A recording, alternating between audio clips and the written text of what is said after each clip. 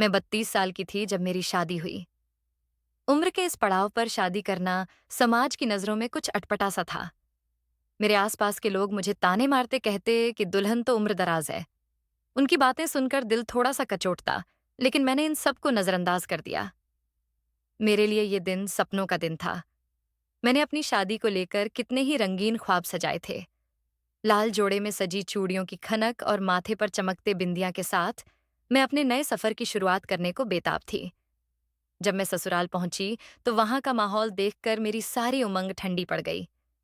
घर में न तो कोई चहल पहल थी, न ही शादी की कोई रौनक। ऐसा लग रहा था जैसे कोई त्योहार नहीं, बल्कि एक साधारण दिन हो। मेहमान शायद विदाई के बाद ही चले गए थे। ससुराल में सन्नाटा पसरा था और मेरे दिल में जो उत्साह था वो धीरे धीरे मुरझाने लगा। मेरी सास मुझे चुपचाप एक कमरे में ले गईं। न कोई रस्म, न कोई स्वागत, बस एक खामोशी जो मेरे दिल को भारी कर रही थी। कमरा भी उतना ही सादा था जितना वहां का माहौल। न फूलों की माला, न रंग बिरंगी सजावट, न ही वो चमक जो एक नई दुल्हन के स्वागत में होनी चाहिए। मेरी सास ने मुझे बिस्तर पर बैठने को कहा और बोली, बेटी, मैं तुम्हारे लिए खाना भिजवाती हूँ। मैंने धीमे से मना कर दिया। मेरी हालत ऐसी थी कि भूख तो कहीं गायब हो चुकी थी। सास मेरे पास बैठ गईं और मुझे देखने लगीं। उनकी नजरों में कुछ अलग सा था जो मुझे बेचैन कर रहा था। फिर वो धीरे से बोली, तुम तो बहुत अच्छी लग रही हो बेटी। मैंने मुस्कुराकर उनका शुक्रिया अदा किया, लेकिन उनकी अगली बात ने मुझे चौंका दिया। खुदा तुम्हें हमेशा ऐसी ही रखे, उन्होंने कहा। उनकी आवाज में कुछ ऐसा था जो मुझे अटपटा लगा। न उनका लहजा सामान्य था, न ही वो शब्द। मैंने कुछ पूछने की हिम्मत नहीं की, क्योंकि मैं नई नवेली बहू थी और पहले दिन ही सवाल करना मुझे ठीक नहीं लगा। फिर वो मुझसे थोड़ी देर इधर उधर की बातें करती रहीं और फिर बोली, अगर कुछ चाहिए हो तो मुझे बता देना। इतना कहकर वो कमरे से चली गईं। मैं अकेली बैठी थी। मेरे सपनों में मेरी शादी की पहली रात ऐसी नहीं थी। मैंने सोचा था कि कमरे की सजावट मेरे दिल को लुभाएगी, माहौल में खुशी की महक होगी, लेकिन यहाँ तो सब कुछ सूना था। मैं बेचैन थी, मन में अजीब सी घबराहट थी। तभी मेरी ननद कमरे में आई। वो मुझसे उम्र में बड़ी थी और उसकी बातों में एक अजीब सा तंज था। उसने मुझसे बात शुरू की, लेकिन उसकी हर बात मुझे चुभ रही थी। तुमने इतना भारी मेकअप क्यों किया है? उसने पूछा। मैंने सोचा दुल्हन का मेकअप तो ऐसा ही होता है, लेकिन मैं चुप रही। फिर वो बोली, तुम्हारी उम्र कितनी है? 32 साल?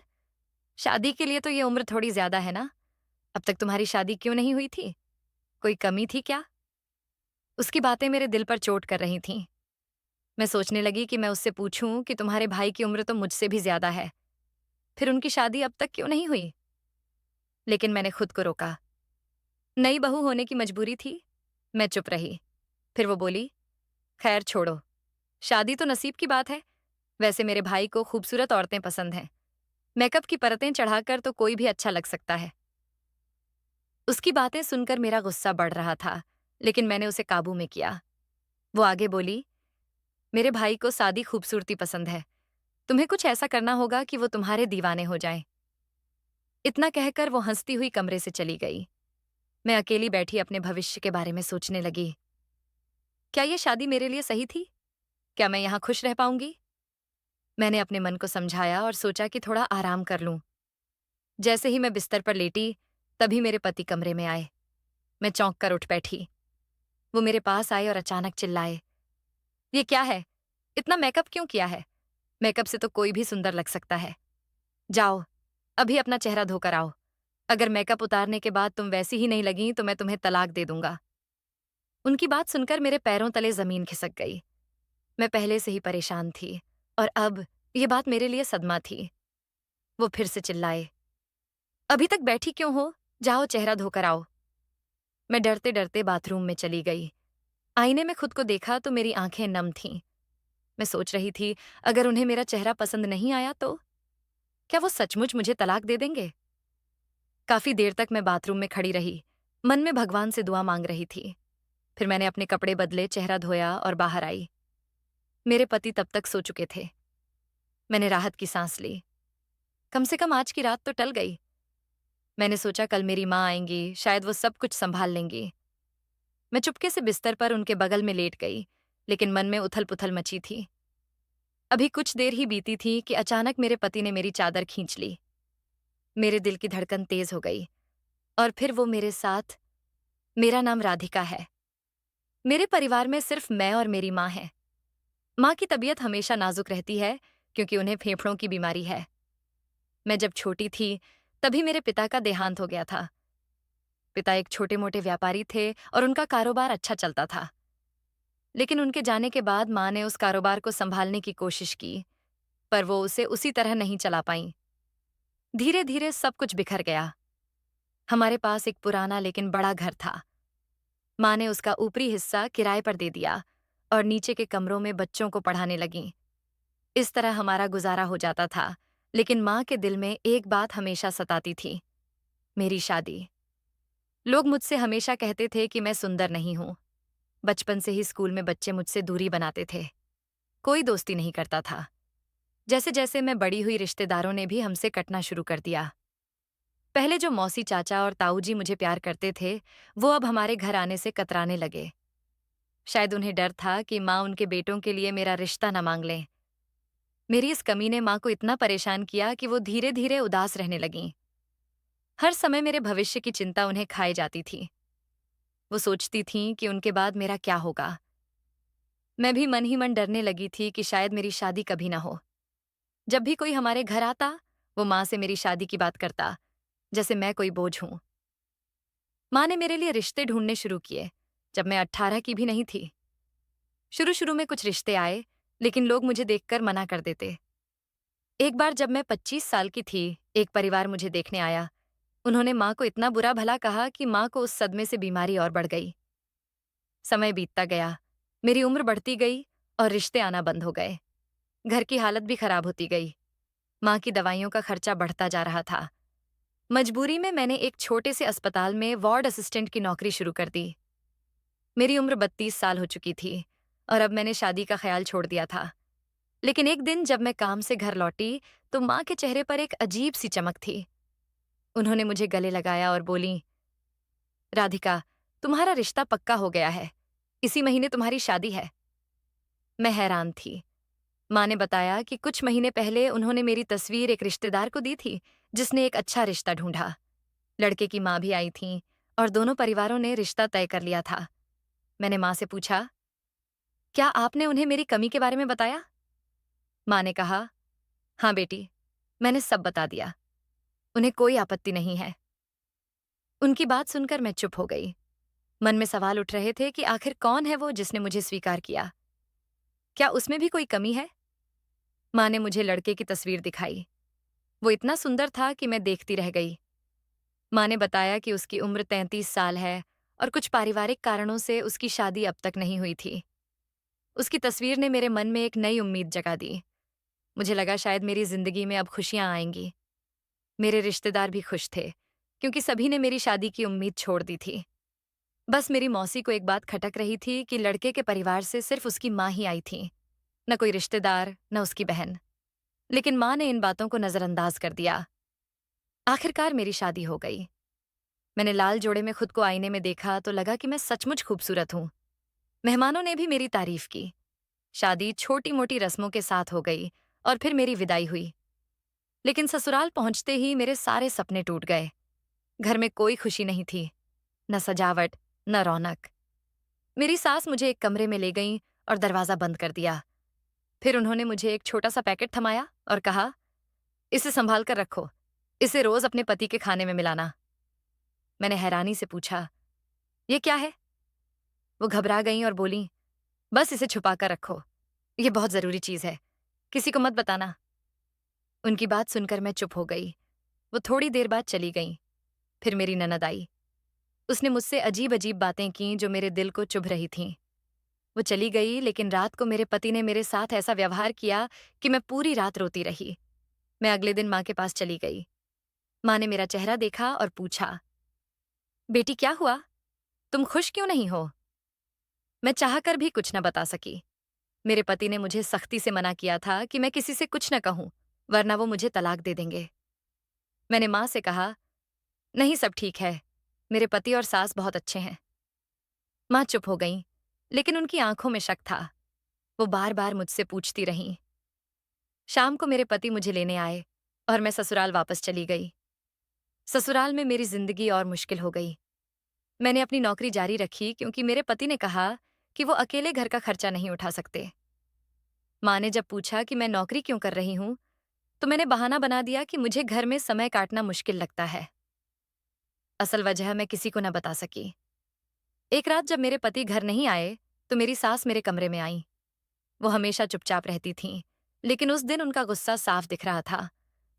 उन्होंने मुझसे सख्त लहजे में पूछा, मैंने जो पैकेट दिया था तुम उसे अपने पति को दे रही हो ना? मैं घबरा गई। मैंने वो पैकेट तो कब का फेंक दिया था। मैंने झूठ बोला, हाँ मैं दे रही हूँ। वो गुस्से में बोली, तुम झूठ बोल रही हो। अब जो होगा उसकी जिम्मेदार तुम होगी। इतना कहकर वो चली गईं। मैं परेशान हो गई। आखिर वो पैकेट में क्या था? मुझे शक होने लगा कि कुछ बड़ा गलत होने वाला है। सास की बातें मेरे दिमाग में घूम रही थीं। अगले दिन मैं जल्दी घर लौटी। ड्राइंग रूम में मेरी ननद और वही औरत बैठी थीं जिन्होंने मेरा रिश्ता करवाया था। मैं चुपचाप अपने कमरे की ओर जाने लगी, तभी उनकी बातें मेरे कानों में पड़ीं। मैंने जो सुना उसने मेरे होश उड़ा दिए। मैं अपने कमरे में भागी, दरवाजा बंद किया और रोने लगी।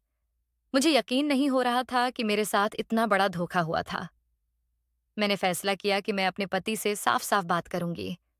लेकिन अगले दिन जब मेरे पति घर लौटे, तो ऐसा कुछ हुआ कि मेरी दुनिया उजड़ गई। मैं टूट चुकी थी। मैं फिर से माँ के घर लौट आई। आंसुओं से भरी आंखों के साथ माँ के सामने बैठकर मैंने सारी बातें बता दीं। मेरी माँ मेरे दुख को देखकर सन्न रह गईं। वो बार-बार पूछ रही थीं कि आखिर ऐसा क्या हुआ, लेकिन मैं रोते-रोते सिर्फ इतना ही कह पाई कि मेरी जिंदगी बर्बाद हो गई। फिर मैंने उन्हें सब कुछ शुरू से बताया।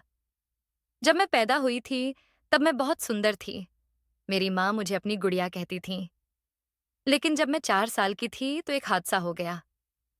रसोई में खेलते वक्त एक गर्म पानी का बर्तन मेरे ऊपर गिर गया। मेरा चेहरा और गर्दन का एक हिस्सा बुरी तरह जल गया। माँ उस वक्त टूट गई थीं। उन्होंने मुझसे वादा किया कि मेरा चेहरा ठीक हो जाएगा।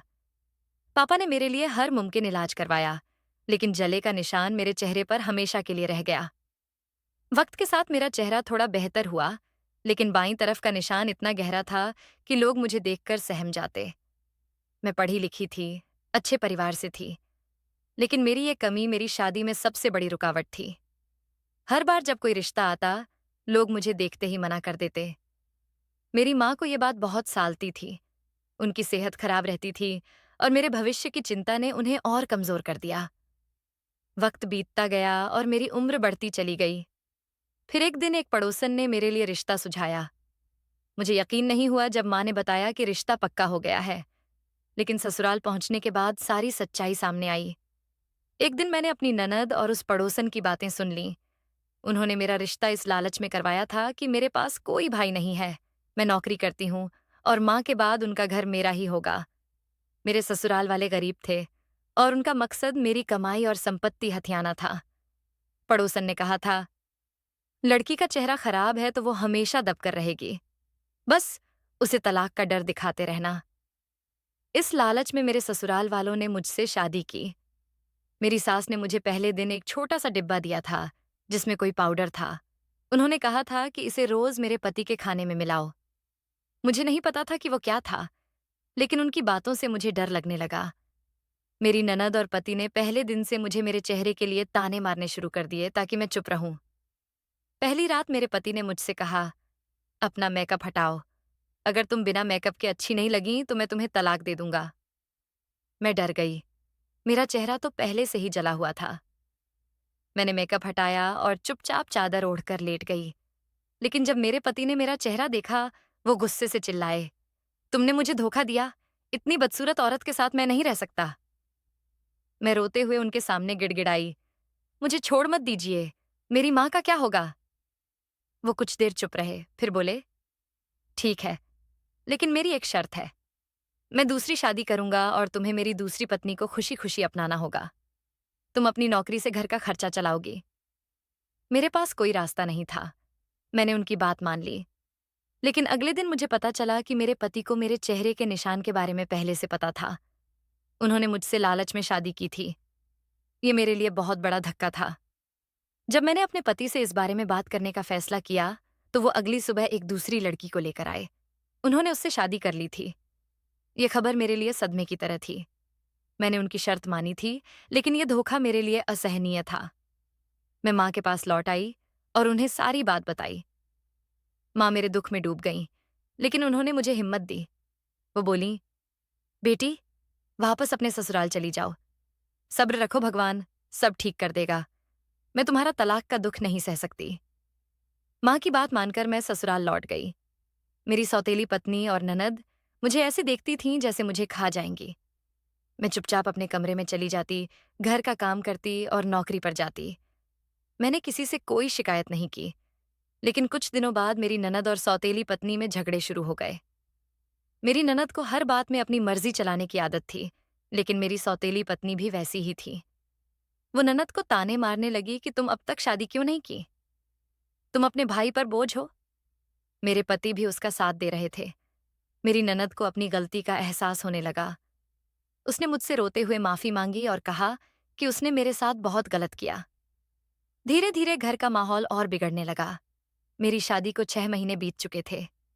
एक दिन अस्पताल में एक मरीज आया, जिसे पूरे शरीर में लकवा मार गया था। जब मैंने उसे देखा तो मेरे होश उड़ गए।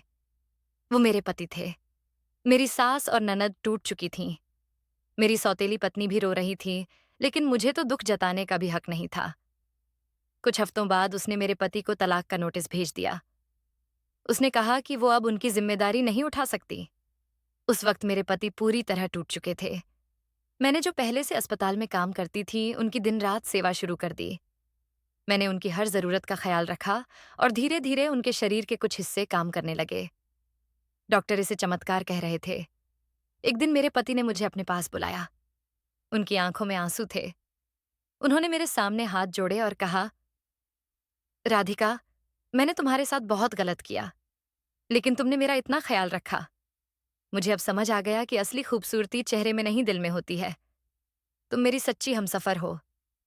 मैंने उन्हें माफ कर दिया। मेरी ननद पहले ही मुझसे माफी मांग चुकी थी। कुछ समय बाद मेरे पति पूरी तरह ठीक हो गए। मैं उन्हें घर ले आई। एक दिन मैंने सास से पूछा, आपने मुझे वो पाउडर क्यों दिया था? कहीं उसी की वजह से तो मेरे पति की यह हालत नहीं हुई? सास ने हल्के से मुस्कुराते हुए कहा, वो पाउडर एक बाबा से मंगवाया था ताकि मेरा बेटा हमेशा मेरे काबू में रहे, लेकिन मैं गलत थी। अब सब कुछ बदल चुका था। मेरे पति और ननद को अपनी गलतियों का पछतावा था। मेरे पति ने मेरी पूरी जिम्मेदारी उठाई और हम एक खुशहाल जिंदगी जीने लगे। दोस्तों, बाहरी खूबसूरती मायने रखती है, लेकिन उससे कहीं ज्यादा दिल की खूबसूरती मायने रखती है। अगर इंसान का दिल साफ हो, तो वो हर मुश्किल में साथ दे सकता है। दूसरों के साथ स्वार्थ के लिए बुरा मत करो, क्योंकि बुरे कर्मों का फल हमेशा बुरा ही होता है। आशा करती हूँ आपको हमारी कहानी अच्छी लगी होगी। अगर आपको हमारी कहानी अच्छी लगी तो वीडियो लाइक एंड शेयर करें। चैनल को सब्सक्राइब करें वीडियो देखने के लिए। आपका धन्यवाद।